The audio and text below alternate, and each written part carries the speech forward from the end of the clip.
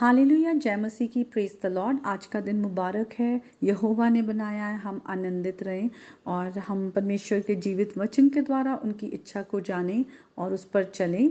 परमेश्वर की आज्ञा को पूरा करें, क्योंकि खुदा के वचन में लिखा है हम अपनी बुद्धि का सहारा ना लें, वरन हर एक बात में परमेश्वर को हम स्मरण करें तो वो हमारे रास्तों को सीधा करता है। हम परमेश्वर को अपने जीवन में पहला स्थान दें। और आइए हम वचन में जाएंगे। आज के वचन से हम लूत की ज़िंदगी के बारे में कुछ सीखेंगे कि लूत की ज़िंदगी में जो उसके चुनाव थे वो किस तरह से उसे प्रॉब्लम्स की तरफ लेके गए, और हम किस तरह से हम उससे ये सीख सकते हैं कि हमें अपने हर एक जो भी हम अपनी लाइफ में डिसीजन मेक करते हैं, परमेश्वर को हम प्रभु जाने और हम अपने हर एक कामों को उसके हाथों में कमिट करें। तो हम अगर लूत के बारे में पढ़ें तो उत्पत्ति की पुस्तक में 11 से लेके 19 अध्याय में कुछ जो अध्याय हैं उनमें हैं। और हम देखते हैं कि सबसे पहला जिक्र 11 अध्याय में आता है, जब जहाँ पे लिखा है कि जो लूत था वो अब्राहम के भाई हरान का बेटा था। और हरान की मृत्यु के बाद जब हम 12 अध्याय में आए तो लिखा है किस तरह से खुदा ने अब्राहम से कहा कि तू अपने देश को और छोड़कर उस देश में जा जिस देश में मैं तेरे को लेके जाता हूँ। तो अब्राहम ने लूत को छोड़ा नहीं, बल्कि वो अपने भाई के बेटे को, अपनी पत्नी और अपनी सारा धन दौलत इकट्ठा करके कनान देश को निकल गया। फिर हम जब 13 अध्याय में आते तो वहाँ पर देखते हैं कि बैथल और आई के बीच में जब आकर वो सेटल होते हैं वहाँ पर, तो उनकी जो धन दौलत है बहुत बढ़ गई है, लूत की और अब्राहम की। और जो अब्राहम के चरवाहे हैं और लूत के चरवाहे हैं, वो जब अपनी भेड़ बकरियों को चराने जाते हैं तो वो आपस में लड़ते हैं। और अब्राहम जो है बहुत ही रिस्पॉन्सिबल है, समझदार है, और वो अपने भतीजे का काफ़ी ध्यान रखते हैं। तो वो ये डिसाइड करते हैं कि वो भाई बंधु हैं तो लड़ाई झगड़ा अच्छा नहीं है, इसलिए वो कहते हैं लूत को बुलाकर कि अब हमारे अलग होने का समय है। तो अगर तू बाईं ओर जाएगा मैं दाईं ओर, अगर तू दाईं ओर जाएगा तो मैं बाईं ओर। तो तब हम सबसे पहले लूत को देखते हैं कि वो किस तरह की अपनी लाइफ चॉइसेस मेक करता है। हम देखते हैं कि वो जब देखता है कि यरदन की सारी तराई जो है वो बहुत ही हरी भरी है और सींची हुई है, तो वो जो है उसको चुनता है, जो वैली है जॉर्डन वैली, और उसकी आँखों को वो भाता है। और वो यहाँ पर हम नहीं देखते कि वो अपने अंकल को रिस्पेक्ट करते हुए ये कहे नहीं आप बड़े हैं, आप मुझे सलाह दें कि मैं क्या करूं, या वो परमेश्वर की सलाह मांगे, ऐसा कुछ नहीं। पर जो उसकी आंखों को भाता है वो उसको चुन लेता है और आगे वो जो है वहाँ की ओर चला जाता है। और लिखा है अब्राहम तो कनान देश में रहा, पर लूत उस तराई के नगरों में रहने लगा और अपना तंबू जो है उसने सदोम के निकट खड़ा कर लिया। और लिखा है सदोम के लोग यहोवा के लेखे में बड़े दुष्ट और पापी थे।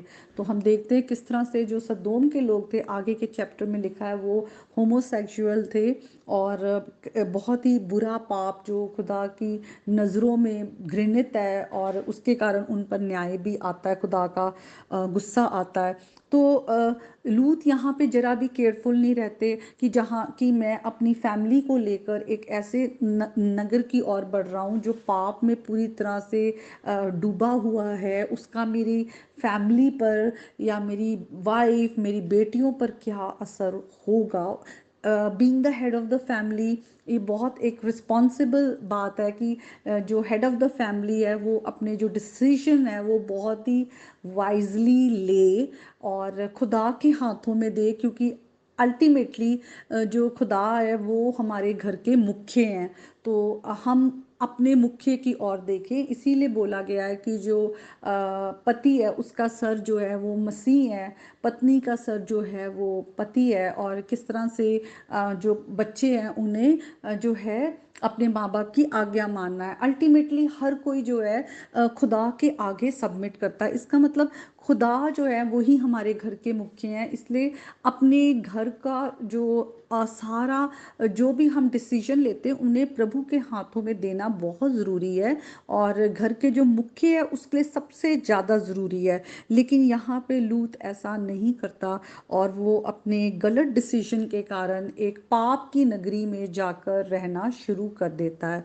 और अगर हम 19 अध्याय में आए, वहाँ पर हम देखते हैं कि सदोम और अमोरा का पाप बहुत बढ़ गया है। और अब्राहम को ये बात यहोवा प्रकट करते हैं। अब्राहम हम देखते हैं किस तरह से लूत के लिए वो इंटरसीड करता है कि क्या तू धर्मी के साथ साथ दुष्ट के साथ साथ जो है धर्मिकों को भी तू नष्ट कर देगा।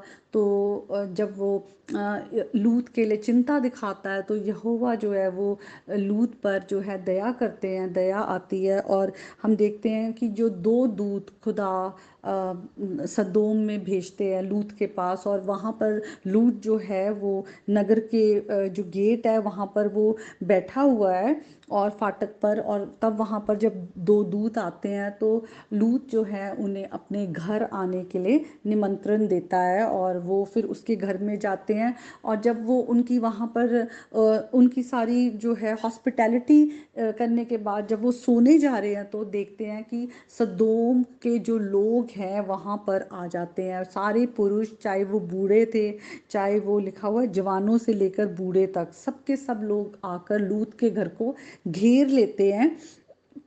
और उसको कहते हैं कि जो तेरे पास जो पुरुष आए हैं उन्हें बाहर भेज, हम उनके साथ भोग करें। वो इतने घृणित और इतने बुरे उनके काम हैं, और उनके अंदर खुदा का डर नहीं है, वो दुष्ट हैं। और यहाँ पे हम लूत की ज़िंदगी का फिर देखते हैं कि वो दूसरी जो उसकी चॉइस है, फिर वो अपनी बुद्धि का सहारा लेता है और अपनी रिस्पॉन्सिबिलिटी नहीं समझता कि जो उसकी बेटियों की तरफ है। और वो कहता है सुनो, मेरी दो बेटियां हैं जिन्होंने अभी तक पुरुष का मुंह नहीं देखा, तुम उनके साथ जैसा व्यवहार करना चाहो तुम कर लो। तो लूत जो है वो अपनी चॉइसेस में बहुत ही फुलिश एक्ट करता है।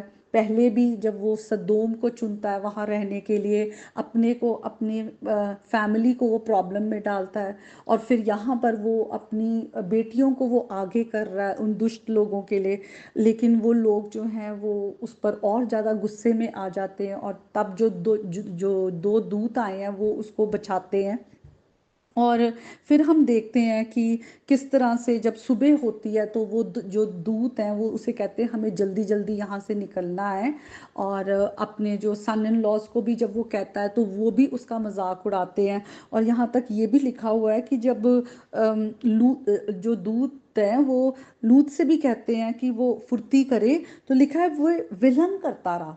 तो वो परमेश्वर की जो दूत भेजे गए हैं, और इतनी सीरियस बात है कि ये जो नगर है वो नाश होने को है, फिर भी वो ढीला ढीला जो है हर चीज को कर रहा है। यहाँ तक कि वो जो दूत हैं उन्हें उसकी पत्नी और उसकी बेटियों के हाथ को खींचकर आगे लेकर जाना पड़ रहा है। अब हम आगे देखते हैं कि उसकी बेटियां और उसकी पत्नी भी जो है वो उस नगर में रहते हुए इतनी उनके अंदर वो नगर जो है बस सा गया है कि उनके अंदर वो जो विकेडनेस है वो उनके अंदर कहीं ना कहीं उनके जो जिस तरह से वो रिएक्ट कर रही हैं उसमें वो दिख रहा है। जब कहा गया है कि पीछे मुड़कर नहीं देखना, वो दूत कहते हैं कि तुम पीछे मुड़कर नहीं देखना, तब देखते हैं कि लूत की पत्नी आगे आकर पीछे मुड़कर देखती है और वो नमक का खंबा बन जाती है। और फिर हम देखते हैं कि जब सदोम और अमोरा को नाश करने का वो समय आ रहा है, और वहाँ पर जो दूत है वो कह रहे कि पहाड़ों पर भागना है। तो लूत उनसे क्या कहता है कि मैं पहाड़ पर नहीं भाग सकता, तुम मुझे कहीं पास ही निकट में वहीं पर तुम मुझे रहने दो। तो यहाँ भी उसकी जो विनती है सुनी जाती है। और उसके बाद जो यहोवा है वो सदोम और अमोरा पर आकाश से लिखा है गंधक और आग बरसाते हैं, और वो जो नगर है वो नाश कर दिया जाता है। तो लूत की जो अपने जीवन के लाइफ चॉइसेस थे उसके कारण उसने किस तरह से अपने को, अपने परिवार को प्रॉब्लम में डाला। आज हम अपने परिवार के लिए जिम्मेवार हैं। आज हम प्रभु को जानते हैं, प्रभु की सच्चाइयों को जानते हैं। जो हमारे घर के लोग अंधकार में हैं हम उन्हें प्रभु का रास्ता दिखाएं, धार्मिकता का रास्ता दिखाएं, किस तरह से हम सही को चुनें और प्रभु के हाथों में हर एक बातों को दें।